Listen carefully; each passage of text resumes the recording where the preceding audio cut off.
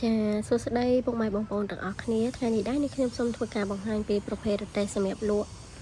ទឹកក្លុកនិងកាហ្វេភេទជ្ជៈមួយចាដែលភ្ញៀវរបស់យើងគាត់បានកម្មងឥឡូវគឺខាងយើងបានរៀបចំហើយរួចរាល់ 100% ជូនគាត់ហើយចាទូកញ្ចក់ហ្នឹងគឺគាត់ប្រើជាប្រភេទទូ2ថ្នាក់3ប្រឡោះបែបហ្នឹងចាមានទ្វាររុញឆ្វេងស្ដាំចាហើយក៏មានបិទរូបភាពជូនគាត់4សន្លឹកដោយដែលខ្ញុំបានបង្ហាញអញ្ចឹងចាខាងលើ3សន្លឹកខាងក្រោមនឹង1សន្លឹកចាហើយខាងមុខនេះដែរគឺគាត់ឲ្យដាក់ទូមួយទៀតចាគាត់មានលក់គ្រឿងម្ជូរមានអីបន្ថែមទៀតអញ្ចឹងណាអានេះផ្នែកខាងមុខរបស់យើងនឹងចាមានកាងមានអីសម្រាប់ដាក់ធុងតកកដូចយើងអត់ដងអញ្ចឹងចាទ្វារគឺយើងអាចបិទបើកដាក់អីវ៉ាន់ដាក់អីខាងក្នុងនឹងបានចា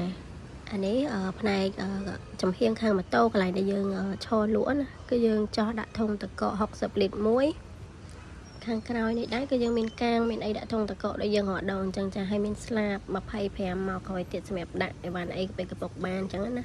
ខាងក្រោយនេះក៏យើងមានរបាំងបាំងមកជុំដែរចាតែពេលដែលថតនេះខ្ញុំអត់ទាន់បានគាត់ជាងគាត់អត់ទាន់ហើយអញ្ចឹងណាចឹងថតបដានិយាយទៅរៀងស្អាតរៀងប្លែកដែរចាដោយសារតែភ្ញៀវគាត់ក៏មកបាញ់ពណ៌ខ្មៅរូបភាពគាត់យកផ្ទៃពណ៌សដល់ពេលអញ្ចឹងមើលទៅរៀងប្លែកដែរចា